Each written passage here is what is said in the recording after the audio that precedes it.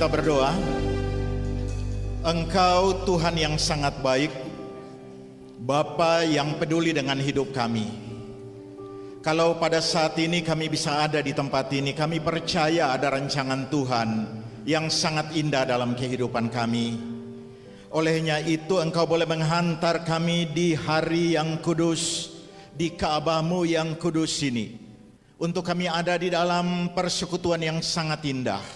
Kami sudah menyembah Engkau, kami sudah berglori bagi Engkau Bapa, dan saatnya kami mau duduk diam di kaki Tuhan, karena kami mau dengar apa yang Tuhan mau sampaikan buat kami lewat firman-Mu.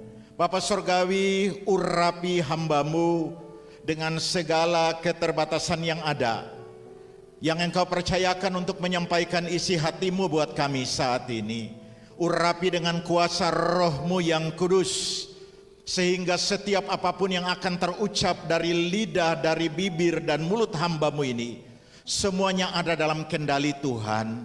Biar Engkau menguatkan jemaat yang ada di gedung gereja ini, yang lagi nonton Facebook ataupun yang lagi mendengar lewat radio di rumah mereka, sehingga ada jawaban, ada solusi, ada kekuatan yang Engkau berikan bagi setiap orang yang mendengar firman Tuhan ini. Kami percaya bahwa firman-Mu itu adalah Allah sendiri.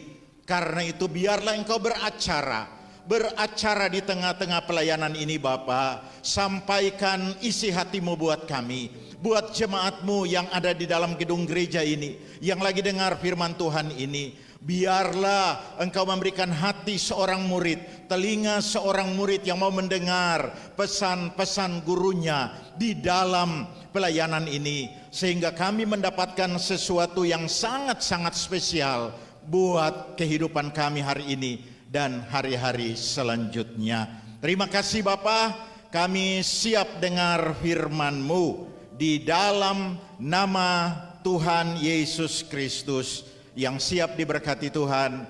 Mari sama-sama katakan amin. Shalom saudaraku. Iya, shalom. Koko sebentar dulu ya. Koko, saya mau minta untuk membacakan bagian Alkitab dari Alkitab yang diterjemahkan oleh Lembaga Alkitab Indonesia. Sekali lagi saya biasa menggunakan Alkitab terjemahan bahasa Indonesia sederhana, jadi agak sedikit berbeda ya. Kalau mungkin ada yang di rumah, pendengar-pendengar orang-orang tua yang nanti bilang, wah ini Alkitabnya Pak Ekber ini beda dengan yang kita pegang ya. Karena itu alangkah baiknya nanti yang baca menggunakan Alkitab terjemahan Lembaga Alkitab Indonesia. Bapak Ibu Saudara yang Tuhan Yesus kasihi, beberapa waktu yang lalu Pak Gembala meminta saya untuk melayani di minggu ini. Dan beberapa hari yang lalu saya mengontak beliau, Pak Gembala, sebenarnya saya beberapa waktu Juni kemarin saya berharap ada jadwal pelayanan tentang keluarga ya. Saya sampaikan ke Pak Gembala, bisa enggak saya bicara tentang keluarga? Pak Gembala bilang silakan saja kalau Roh Kudus tuntun. Terus saya tanya tema apa untuk bulan ini ya.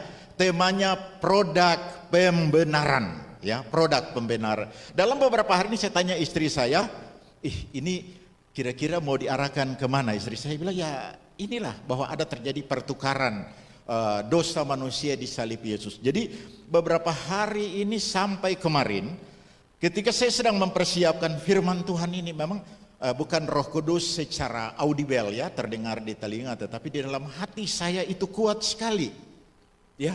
Roh Kudus berbicara seperti ini, apa yang engkau akan khotbahkan tentang ya, tentang produk pembenaran itu adalah fondasi bagi orang percaya untuk mengalami terobosan, untuk mengalami pemulihan, untuk mengalami hal-hal supranatural yang luar biasa yang Tuhan bisa kerjakan.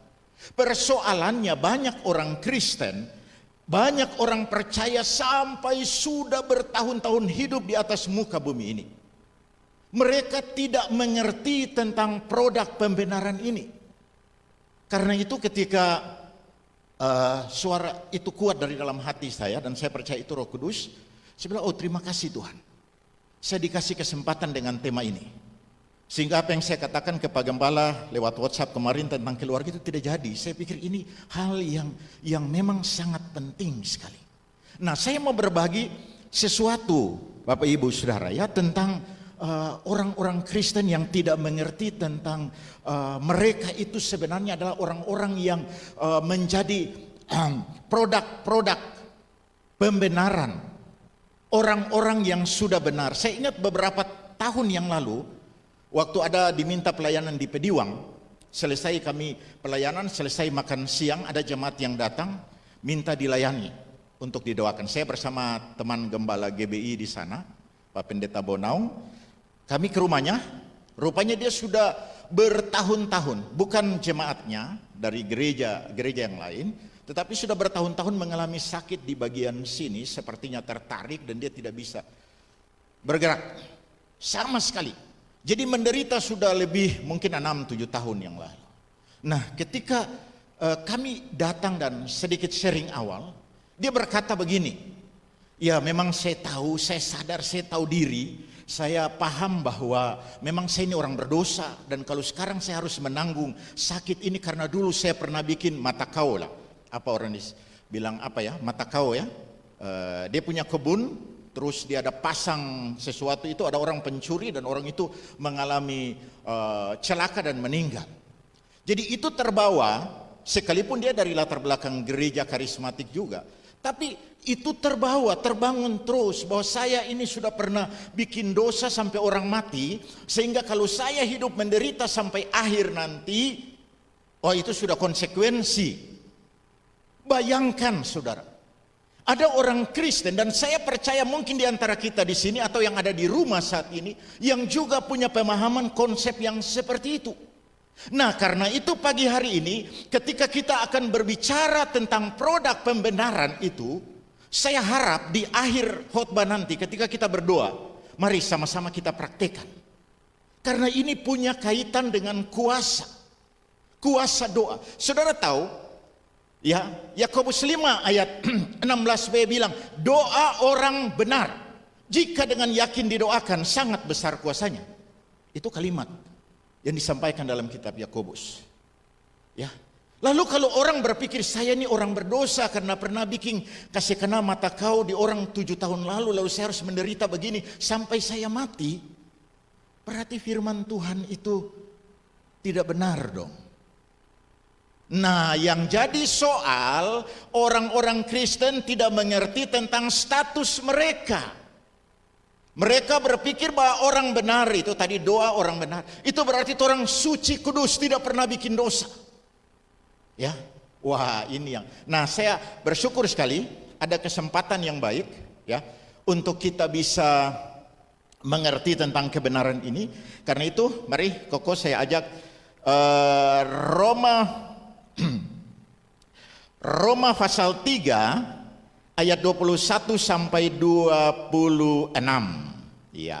Roma pasal 3 ayat 21 sampai 26 dan juga satu ayat lagi yaitu 2 Korintus ya, 2 Korintus 5 ayat yang ke-21.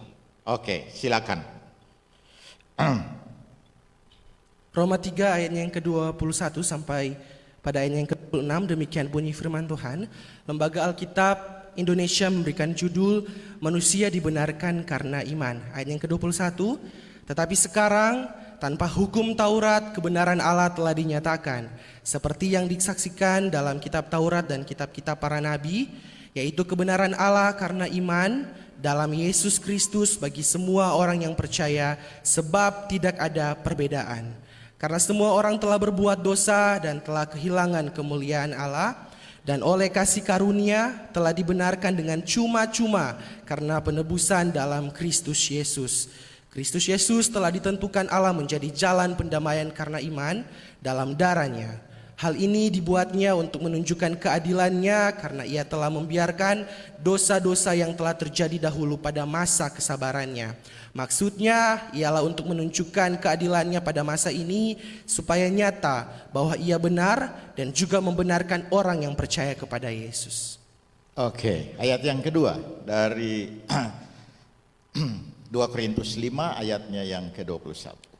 2 Korintus 5 ayat yang ke-21 demikian bunyi firman Tuhan.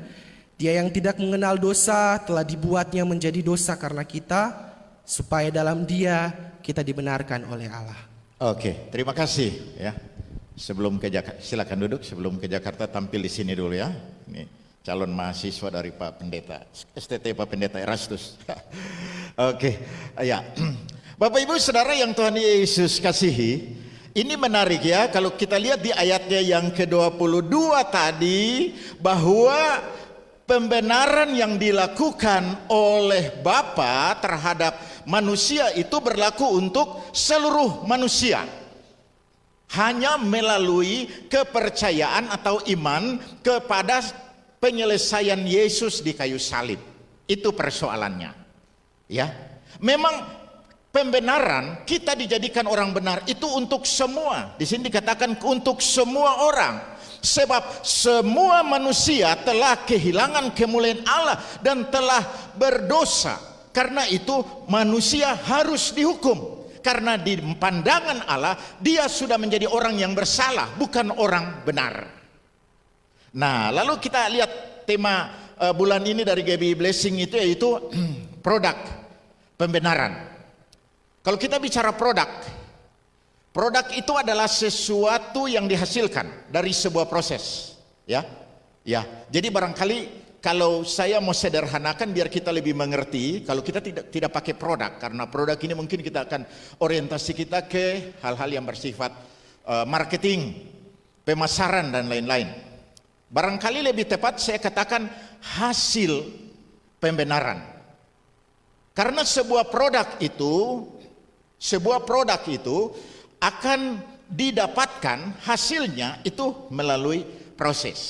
Sebuah proses. Nah, lewat perenungan firman Tuhan pada pagi hari ini, saya mau membawa kita untuk mengerti 3 hal tentang hasil pembenaran ini. Berdasarkan apa yang sudah kita baca tadi di dalam 2 Korintus pasal 5 ayatnya 21 dan juga di dalam Roma 3 ayat 21 sampai dengan ayatnya yang ke-26.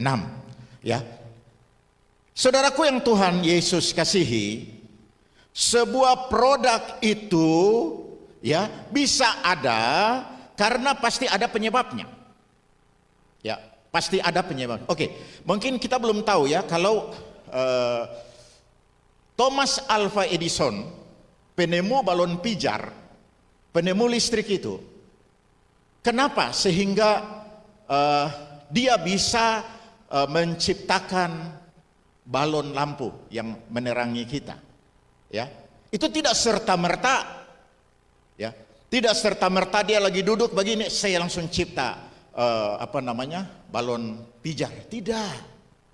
Kalau kita baca dia punya sejarahnya, penciptaan dari balon pijar itu, suatu saat dia sementara duduk pada saat mendung tiba-tiba kilat, guntur dan kilat, lalu dia lihat ada percikan cahaya. Nah, dari situlah mulai muncul pikiran, karena memang dia orang yang cerdas, kenapa bisa ada kilat di atas? Apakah ini bisa? Kilat itu bisa dipakai untuk menerangi kegelapan. Kan waktu itu kan mungkin belum ada lampu pijar seperti sekarang.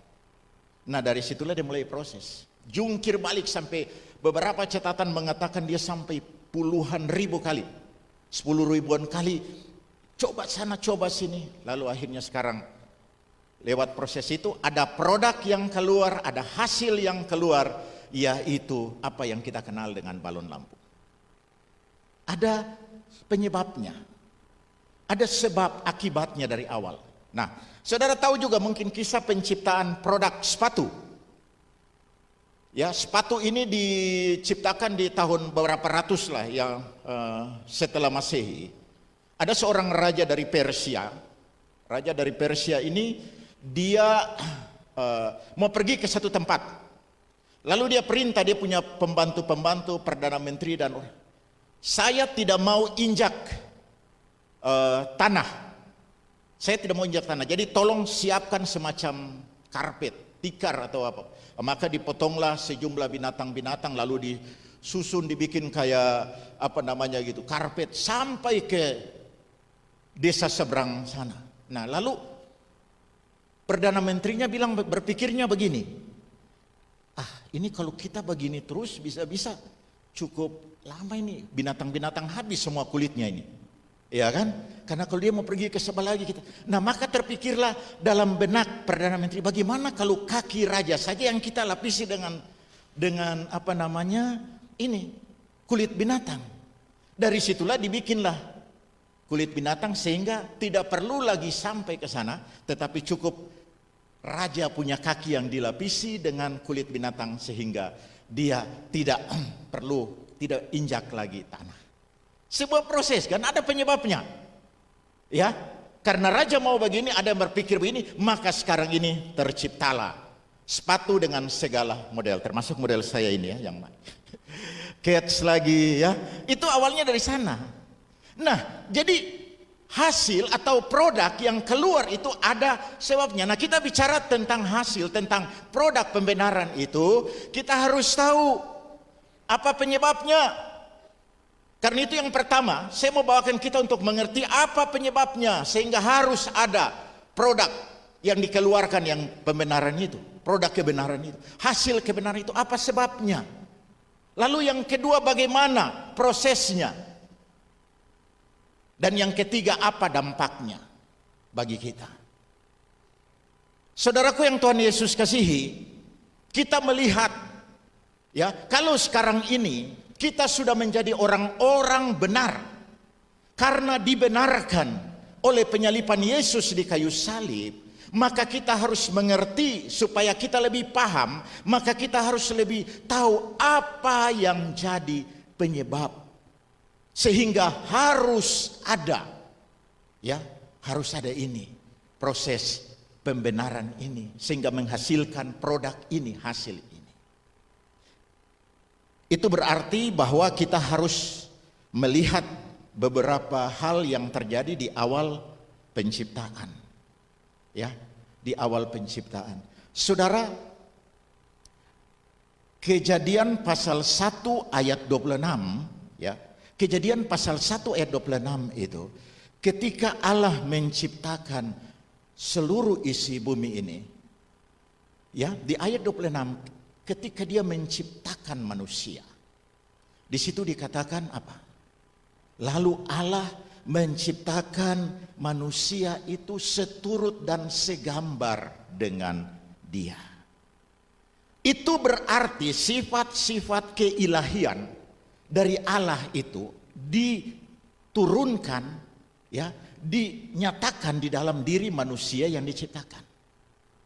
Kalau Allah itu adalah kebenaran, maka saya yakin ayat ini menjelaskan kepada kita bahwa sejak awal manusia diciptakan itu, manusia itu adalah kebenaran. Manusia adalah orang-orang yang benar, bukan orang bersalah, bukan orang berdosa. Ya, itu. Ketika dia menciptakan binatang, ketika dia menciptakan cakrawala, ketika dia menciptakan hal-hal lain yang ada di dalam Kejadian pasal 1, saudara, tidak ada di situ dikatakan bahwa Allah menciptakan binatang seturut gambar dan rupanya. Tidak. Ya, hanya kepada manusia saja. Jadi dasarnya dari awal penciptaan manusia itu sudah berada pada posisi benar. Manusia adalah orang yang benar ketika mereka ada di Taman Eden. Malah di ayat 31 dari ayat di ayat dari pasal 1 ini di kitab Kejadian ini, malah di sini dikatakan ketika dia selesai menciptakan, kalau terhadap benda yang lain dia mengatakan dia menciptakan dengan baik, hasilnya baik. Tetapi kalau manusia dikatakan sungguh teramat baik di dalam Alkitab saya sini ya, saudara, luar biasa. Jadi posisi manusia di awal itu seperti itu. Manusia itu adalah orang benar. Manusia itu baik dalam pemandangan Tuhan.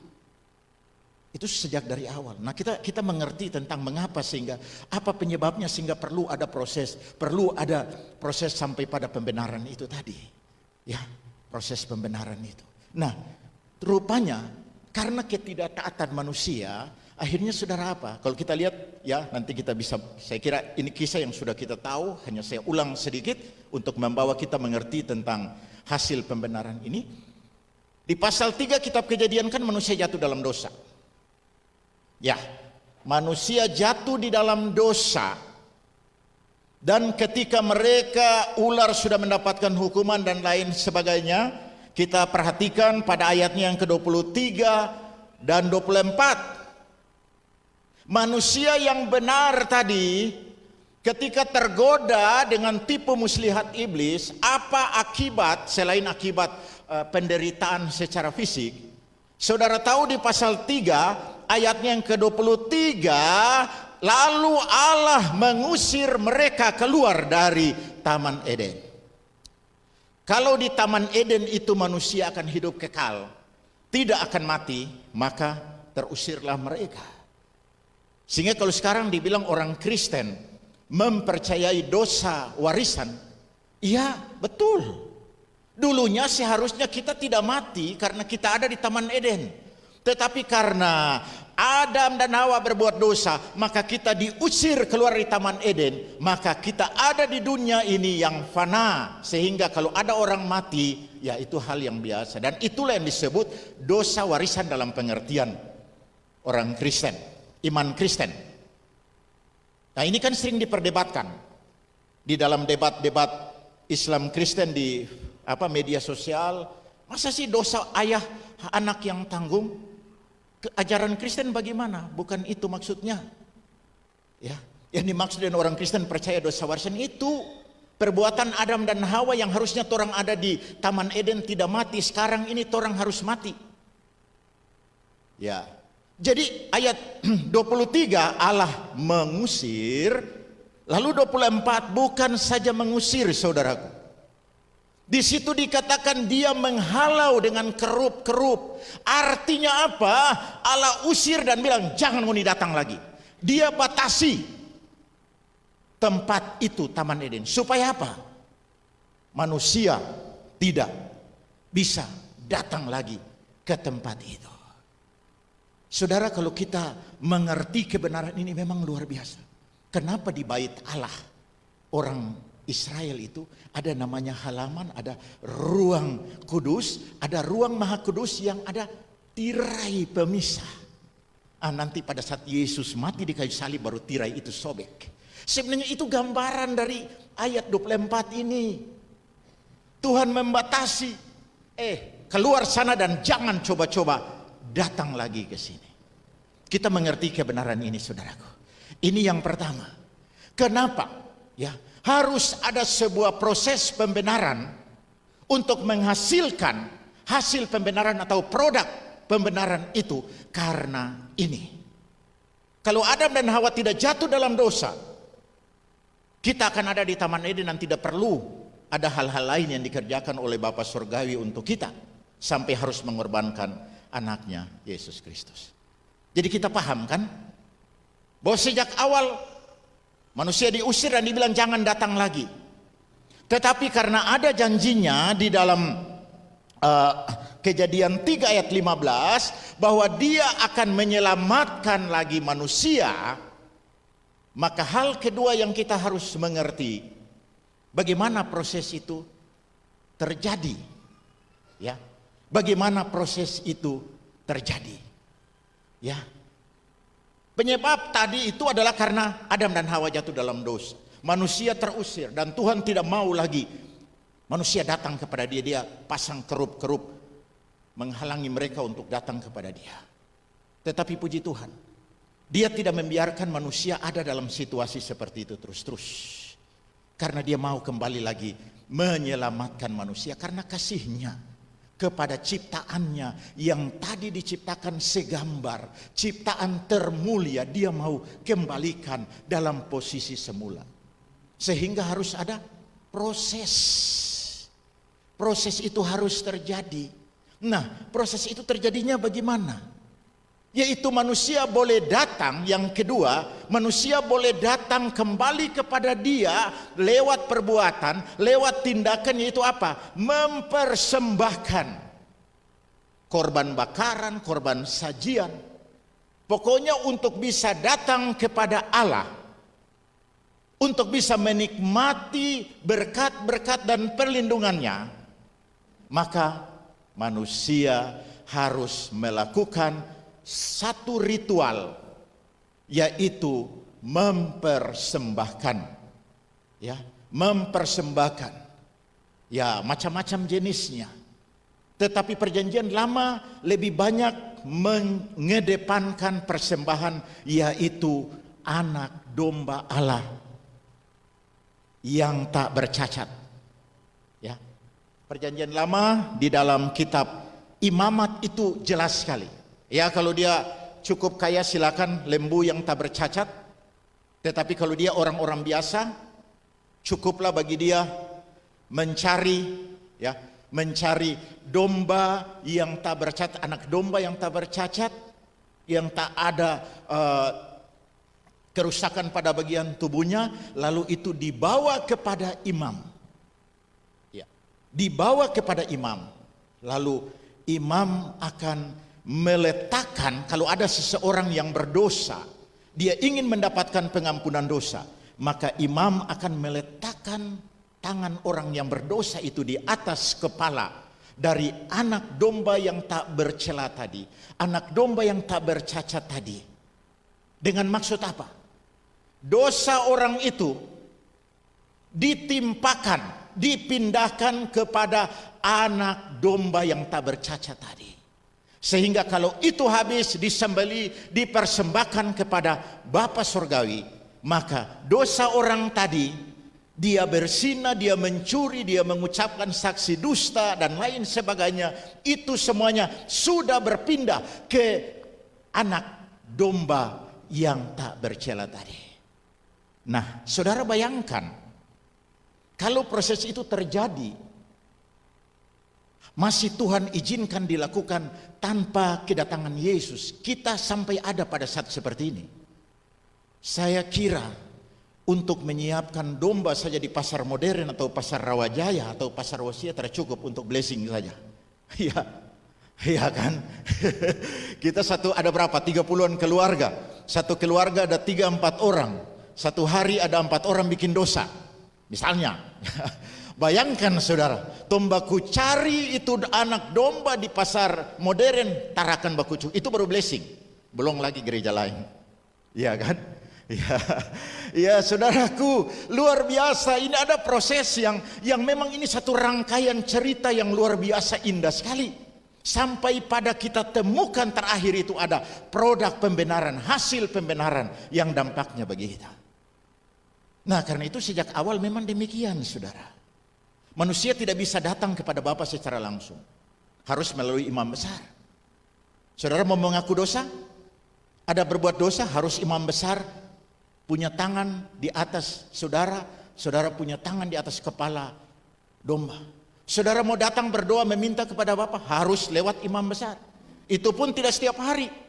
Masuk ke ruangan Maha Kudus yang ada tirai pemisahnya. Di sana baru imam berdoa mewakili saudara. Saudara, kita tidak bisa datang langsung kepada Bapa. Itu prinsip perjanjian lama. Nah, karena itulah maka proses yang terjadi untuk capai pada hasil pembenaran tadi, yaitu apa? Yaitu cara-cara yang dilakukan di dalam imamat tempat dan perjanjian lama tadi itu harus dihilangkan. Esensinya tidak berubah. Esensinya tidak berubah, hanya korbannya yang berubah, saudara. Ya. Sehingga hanya ada satu kali peristiwa penumpahan darah untuk menggantikan nanti ribuan jutaan domba yang harus dikorbankan. Ya. Ini yang harus kita mengerti benar di sana. Satu kali untuk selamanya. Dan esensi yang paling penting adalah korban itu tidak bercacat dan tidak bercela. Ya, korban itu tidak bercacat dan tidak bercela. Sekali untuk selamanya. Itu menunjuk kepada siapa? Sudah tentu kita mengerti. Yesus adalah manusia yang tidak berdosa. Dia adalah anak Allah yang datang ke dunia dalam kehidupan yang suci, tidak bercela. gambarannya ke sana. Bahwa domba yang dipilih, yang darahnya harus tertumpah itu untuk menghapus dosa manusia, itu harus tidak bercela. Dan itu hanya ada pada diri Yesus. Tidak ada nabi-nabi lain tidak bisa menggantikan posisi anak domba yang tak bercacat dan tak bercela. Karena banyak nabi juga berdosa. Yeremia juga berdosa, Yesaya, Yeskiel juga orang-orang berdosa. Hanya Yesus sajalah, hanya Yesus sendiri satu-satunya yang bisa menggantikan posisi anak domba yang tak bercela.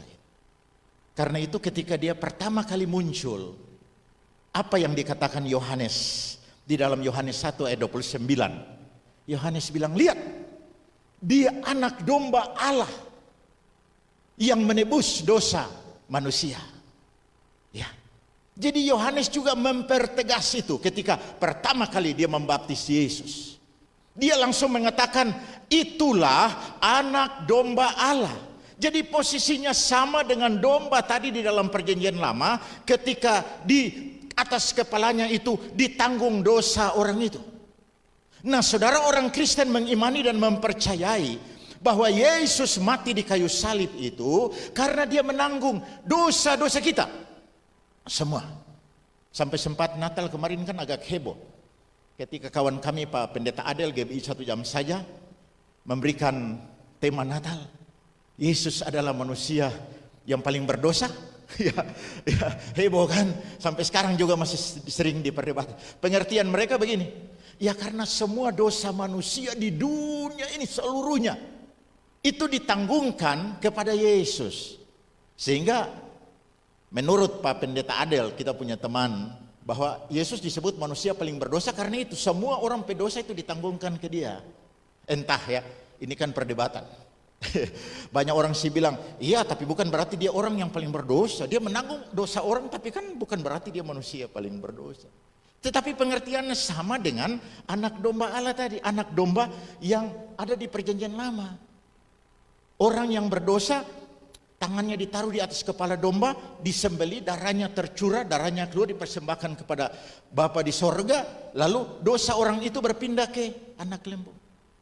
Nah, ini yang terjadi dengan peristiwa penyaliban Yesus di kayu salib. Ini proses yang kedua yang harus kita mengerti. Ya, kita mengerti. Jadi kalau saudara percaya, saudara waktu awal bulan atau di mana saja ketika akan melakukan perjamuan kudus, makan tubuhnya, minum darahnya, sebenarnya kita harus mengerti dan paham benar bahwa apa? Bahwa dosa-dosa kita yang dilakukan entah sudah puluhan tahun yang lalu, baru-baru saja, itu semua sudah dipindahkan di atas tubuh Yesus. Ya. Nah, sehingga karena ini semua manusia seperti dikatakan di dalam Roma 3 tadi. Semua manusia tanpa kecuali. Nah, cuman yang jadi persoalan, tidak semua manusia mempercayai penebusan dosa itu.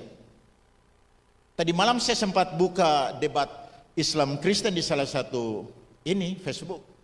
Malah ada jadi bahan ledekan. Kalau Yesus sudah menebus dosa orang-orang Kristen, enak dong kita bikin dosa terus menerus karena Yesus sudah datang. Itu jadi bahan apa bagi mereka ya, yang tidak mengerti. Ya sudahlah. Kalau kita mau debat melalui media sosial kan hanya buang-buang waktu. Tetapi makna yang paling dalam di sini adalah semua manusia, dosa manusia yang mempercayai bahwa yang terjadi di kayu salib itu adalah perpindahan, pertukaran dari dosa kita, ya, perpindahan dari kesulitan kita kepada tubuhnya sebagai pengganti anak domba yang disembelih oleh imam, maka kita akan menjadi orang benar. Saudara, ya. Ini yang ketiga. Hasil atau produk pembenaran yang dilakukan oleh Allah terhadap manusia itu hasilnya apa? Kita menjadi orang-orang benar. Saudara, ini yang saya bilang tadi, ada begitu banyak orang Kristen, ya, Ada begitu banyak orang Kristen yang tidak mengerti kebenaran ini. Sehingga bagi saya tema produk kebenaran ini luar biasa. Saya berharap ini akan menolong kita semua. Sebentar di akhir khotbah ini mari kita praktekkan. Ya, kita sampaikan dengan otoritas sebagai orang benar. Karena apa? Yakobus 5 ayat 16 tadi bilang apa? Doa orang benar, jika dengan yakin didoakan, sangat besar kuasanya. Saudara, ini janji Tuhan ya dan amin. Amin, saudara. Cuma persoalan kan orang selalu merasa bahwa saya ini orang berdosa. Saya ini pernah bikin mata kau orang tompe kobong, orang pencuri kong akhirnya sakit kong mati. Aduh, Tuhan tidak ampuni saya. Tuhan tidak ampuni saya. Saya bilang kalau sama Bapak itu, kalau Bapak sungguh sebenarnya bukan sekarang. 2000 tahun yang lalu Bapak pedosa itu sudah ditanggung Yesus di kayu salib. Sehingga status Bapak itu orang benar. Kalau Bapak punya status adalah orang benar, maka Yakobus 5 ayat 16 bilang doamu berkuasa. Dan saudara tahu, ketika saya sampaikan kebenaran ini, firman yang menyembuhkan dia. Langsung saya bilang Pak Gembala GBI di sana. Ya, saya panggil dia Panglima karena namanya Abner. Panglima, doa saja. Mengucap syukur dia sudah sembuh. Tidak perlu lagi mau berdoa tengking, teriak-teriak lagi, tidak usah. Mengucap syukur dia sudah sembuh. Dan setelah Pak Pendeta di sana, kami bersyukur Bapak itu sembuh. Saudara, dalam hitungan detik dia langsung berdiri dan ada bunyi krek-krek. Sampai sekarang orangnya masih hidup, ada di Pediwang. Kalau saya ketemu dengan dia, saya bilang, Pak, bukan kami yang berdoa, tapi karena Bapak percaya firman. Karena Bapak mengerti tentang statusmu sebagai orang benar. Mengapa Bapak tidak mengalami kesembuhan? Kenapa Bapak selama ini selalu hidup dalam keadaan sebagai pecundang? Karena Bapak tahu diri Bapak ini seorang berdosa yang sulit sekali Tuhan ampuni. Itu keliru, saudara. Jika kita mau mengalami terobosan, jika kita mau mengalami kelepasan, jika kita mau mengalami pembebasan, kita mengalami hal-hal supranatural yang baik dari Tuhan, sadari posisi ini. Produk dari pembenaran itu adalah kita ini orang benar. Katakan amin, saudara. Ya, kita ini orang benar. Karena itu kalau saya ini suka sekali nonton video YouTube dari Pastor Ivan Tanujaya. Dia selalu memulai khotbah. Sebenarnya kemarin saya sudah lupa. Saya mau berkhotbah di mana-mana seperti dia. Dia bilang kepada jemaat, ikuti saya. Saya adalah orang yang paling disayang Tuhan. Dia biasa berkhotbah, saya suka ikut khotbahnya. Nah, itu benar. Karena kita disayang oleh Tuhan, paling disayang oleh Tuhan, maka status kita sebagai orang berdosa, sebagai pendosa, sebagai orang jahat itu tidak diingat-ingat lagi oleh Tuhan. Ya, tidak diingat-ingat lagi oleh Tuhan. Karena dia sudah tukarkan itu. Mungkin dalam pengertian sederhana, dosa kita itu sudah kita taruh di tubuh Yesus ketika dia ada di salib. Dan itu semua berpindah. Dosa dulu, hari ini, dan mungkin di waktu depan ada dosa yang kita buat. Semuanya sudah ditanggung, sudah beres. Sehingga saya ingatkan lagi, mari saudaraku, kita mengerti proses ini. Jadi kalau saudara sudah paham tentang 3 hal ini, bahwa memang awalnya manusia berdosa, awalnya Tuhan mau memisahkan diri dengan kita, ya, tetapi dia berusaha. Bagaimana caranya ketika perjanjian lama orang bisa mengalami pengampunan lewat anak domba. Dan di dalam perjanjian baru, anak domba itu adalah gambaran Yesus. Sehingga segala hal yang dialami Adam dan Hawa dan orang-orang yang ada di perjanjian lama itu tidak seharusnya terjadi di dalam kehidupan kita. Salah satu contoh, saudara. Tadi kan manusia diusir, lalu Allah memasang kerup-kerup untuk nyala-nyala api supaya mereka tidak bisa datang pada Allah. Dan itu kan digambarkan dengan apa yang namanya tirai. Manusia tidak bisa masuk. Bukan orang sembarang bisa masuk di dalam ruang Maha Kudus. Ketika Yesus di atas kayu salib selesai, dia bilang, tetelestai. Apa yang terjadi? Bukan bait Allah rubuh. Yang terjadi adalah tirai yang memisahkan manusia dengan Allah itu terbelah. Itu sederhana sekali pengertiannya. Setelah Yesus mati, setelah engkau percaya bahwa dosamu sudah diampuni, dosamu sudah ditanggung oleh Yesus, engkau berhak untuk datang meminta kepada Dia dalam ruang Maha Kudus. Amin, saudara. Ya, karena itu saya bilang kepada Bapak yang di Pediwang itu, bukan kami yang berdoa, Pak. Yesus, Tuhan sudah buka tirai itu, Bapak sendiri percaya firman dan alami kesembuhan. Dan itulah yang terjadi. Hasil dari produk kebenaran ini, kita punya hak.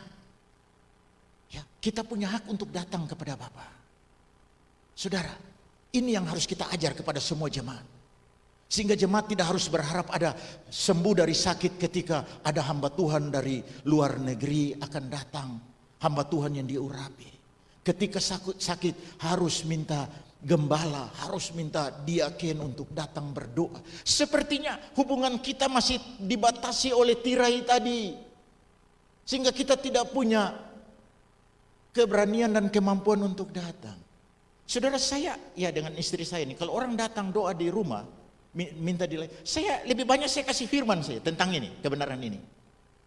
Bahwa tidak usah ingat-ingat lagi dosamu. Nah, yang terjadi kan kadang-kadang ketika, ya banyak kali juga lah, orang datang berdoa, sudah dalam keadaan sakit mentalnya, sakit fisiknya, ditambah lagi dengan, Bapak ingat, Bapak tahu sudah berapa puluh tahun, Bapak ada pernah bikin dosa apa? Dosa, catat dulu. Lalu nanti bakar supaya dia punya asap sampai di sorga, sampai pada bawah. Kan sering kali begitu. Kita lupa. Produk pembenaran itu adalah kita ini menjadi orang benar. Sehingga kalau kita jadi orang benar, kita berhak datang meminta kepada Bapa. Kita berhak meminta apa yang menjadi milik Bapa untuk diberikan kepada kita. Kita berhak datang kepada Dia karena sudah tidak ada lagi jarak. Ketika Adam dan Hawa terjatuh dalam dosa, mereka terpisah dengan Allah karena ada dosa. Nah, sekarang kalau Yesus sudah menanggung dosa kita, tidak ada lagi yang bisa membatasi kita. Karena itu saudaraku, ketika kita mengerti produk kebenaran ini adalah menjadikan kita sebagai orang benar. Saat ini juga saya mengimani kalau semua kita yang ada di ruangan ini, yang ada di rumah-rumah mempercayai kebenaran ini. Mungkin engkau sudah sakit sekian lama. Mungkin engkau terikat dengan dosa sekian lama. Mungkin engkau merasa usahamu, bisnismu sudah hampir terpuruk dan tidak bisa naik-naik lagi. Mungkin engkau merasa ini dan segala sesuatu yang memberatkan kehidupanmu. Ketika kita menyadari bahwa kita ini adalah orang benar, imani, percayai apa yang dikatakan di dalam Yakobus 5 ayat 16. Kalau saudara tidak menyadari ini, maka doamu tidak akan berkuasa. Saya percaya sebentar nanti ketika kita berdoa di akhir firman Tuhan ini, saudara dengan berani, dengan lantang katakan kepada Tuhan, terima kasih, saya sudah menjadi orang benar. Dosa-dosa saya di masa lalu yang saya tidak ingat sekalipun sudah dipindahkan pada tubuh Yesus. Karena itu doa saya berkuasa. Maka engkau minta kesembuhan pada penyakitmu. Saudara sudah terlalu banyak dalam pelayanan. Saya percaya, saya bilang sama istri saya dan anak-anak, saya tidak punya karunia kesembuhan ilahi. Tetapi kalau meyakinkan orang tentang kebenaran ini dan dia percaya, maka dia akan mendapatkan sesuatu yang baik yang datangnya dari Tuhan. Dan kalau semua kita yang ada di sini, saudara di rumah yang sudah sakit berpuluh-puluh tahun, saudara punya rumah tangga yang diambang kehancuran, saudara punya kuliah yang sudah mau jatuh, saudara punya bisnis, punya hasil pertanian yang sudah mulai goyang. Ketika mempercayai bahwa kita ini sudah dibenarkan, maka kita berhak, tidak ada lagi penghalang, penghambat kita datang kepada Bapa karena tirai itu sudah terbelah. Dan sekarang kita tinggal datang, bicara saja. Bapa yang baik, Saya pesakit ini terlalu lama, kaki sudah sekian lama ini. Ambil alih sudah, bereskan sekarang. Pasti itu akan terjadi jika engkau mempercayai firman Tuhan ini. Rumah tanggamu yang diambang kehancuran. Percaya ini. Ini produk kebenaran. Tuhan Yesus itu setia. Dahulu, hari ini, sampai selama-lamanya. Kalau dia bisa tolong banyak orang karena mempercayai kebenaran ini. Kalau dia bisa tolong seorang bapa yang kami layani di Pediwang sana. Masakan sih ayat tadi jelas mengatakan untuk kita bahwa pembenaran itu dilakukan bukan untuk satu dua orang, bukan orang-orang tertentu, tetapi oleh semua orang. Karena memang kita semua di sini adalah orang-orang yang sudah berbuat dosa. Kita semua telah kehilangan kemuliaan Allah. Karena itu kita butuh Yesus. Percaya kepada kesetiaannya. Dia tetap setia. Dahulu, hari ini, sampai selama-lamanya. Saudaraku, mari sampaikan sesuatu kepada Bapamu yang setia. Pelayan altar, pemain musik, mari kita maju ke depan. Saya mau tutup firman Tuhan ini. Saya rindu kita nyanyikan satu pujian, Tuhan Yesus setia. Dia sahabat kita dalam susah sukarmu. Yang ada di sini, yang ada di rumah, mari kita nyanyikan pujian ini dengan iman, dengan sungguh kita bersyukur. Bersyukur bahwa kita sekarang ini status kita adalah orang benar. Jangan lagi saudara berpikir saya pernah bikin ini. Ya, saya pernah, ada orang yang pernah kami layani. Aduh, saya dulu pernah aborsi, Pak. Saya begini. Ya sudahlah, oke, itu mungkin secara fisik bisa berdampak terhadap tubuhmu. Konsekuensi yang kau tanggung. Tetapi kalau secara mental, secara rohani, ya sudah, Tuhan pasti sudah ampuni. Datang meminta sesuatu. Dan Tuhan melakukan sesuatu yang luar biasa. Sekarang ini dia sudah menjadi seorang karyawati di bank di Kendari, ya. Dulu itu dilayani. Itu seorang yang pernah melakukan. Jadi memang Tuhan maunya begitu. Aku datang supaya kamu punya hidup dalam kelimpahan. Tetapi karena tidak mengerti tentang produk pembenaran ini, mereka hidup selalu sebagai pecundang. Hidup selalu dalam keadaan terpuruk. Tidak pernah mengalami peningkatan, terobosan-terobosan yang lebih baik. Mari saudaraku, perkatakan dengan iman saat ini. Saya ajak berdiri semua. Mari kita nyatakan kesetiaan Tuhan itu. Kita nyanyikan Tuhan Yesus setia. Dia sahabat kita. Haleluya. Nyanyikan dengan imanmu. Dia setia. Haleluya. Dia sahabat kita. Yes. Haleluya.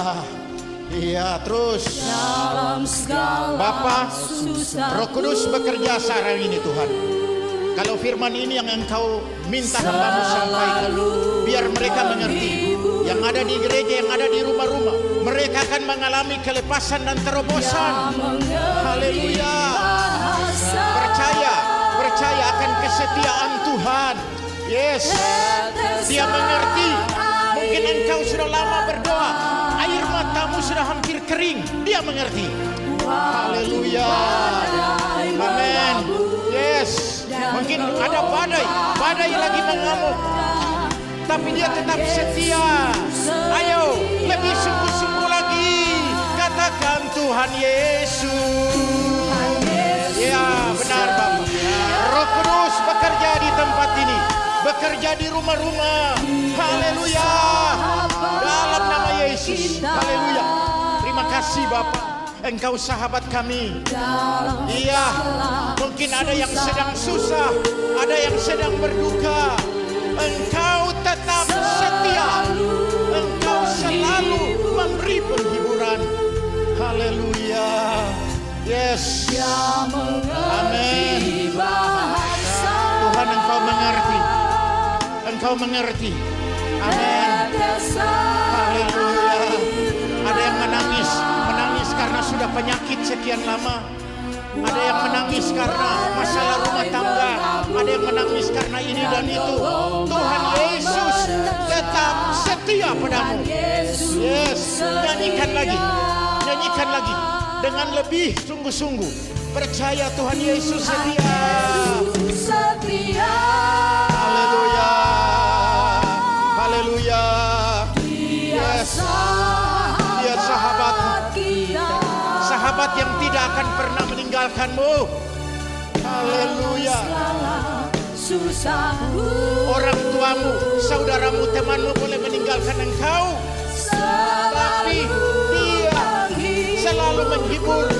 Karena Dia adalah Tuhan yang setia. Haleluya. Yes. Amin. Amin. Yes. Amin. Terima kasih Tuhan. Terima kasih Tuhan. Waktu badai mengamuk dan gelombang menerjang, Tuhan Yesus setia. Sekali lagi, pelayan altar yang nyanyikan pujian ini dengan suara yang lembut. Jemaat dalam sikap doa. Saudara, engkau adalah orang-orang benar. Engkau bukan lagi pendosa. Engkau bukan lagi orang yang harus menerima kutuk karena dosa-dosa di masa lalu. Kalau selama ini engkau diintimidasi oleh iblis dengan pikiran bahwa engkau adalah orang yang selalu salah, saya mau bilang saat ini, firman Tuhan bilang, engkau adalah produk pembenaran. Engkau adalah hasil kebenaran. Dan dengar baik-baik, engkau ini adalah orang yang sudah dibenarkan, orang benar. Kalau engkau merasa engkau orang benar, doamu berkuasa. Sekali lagi, doamu berkuasa. Ayo berkatakan kepada Tuhan saat ini. Secara pribadi silakan katakan kepada Tuhan apa yang menjadi pergumulanmu selama ini. Yes. Terus pelayan altar menyanyikan, jemaat berdoa, minta sesuatu yang selama ini engkau. Haleluya. Terima kasih Bapa. Terima kasih Tuhan. Yes.